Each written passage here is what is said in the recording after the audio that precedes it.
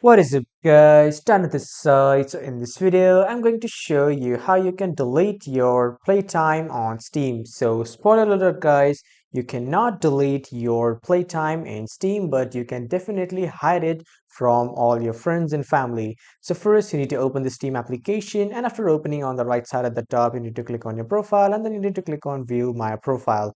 After clicking, you just simply need to click on this edit profile here on the right side, and after clicking here you just simply need to scroll down until you find the privacy settings. On the left side here you can see the privacy settings. Click on this, and after clicking here you just simply need to find the game details section, and you need to make sure that this checkbox is unchecked.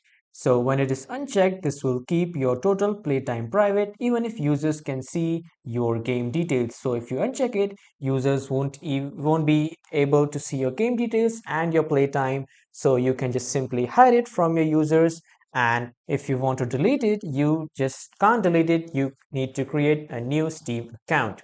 So that was all for this video everyone. Thank you for watching.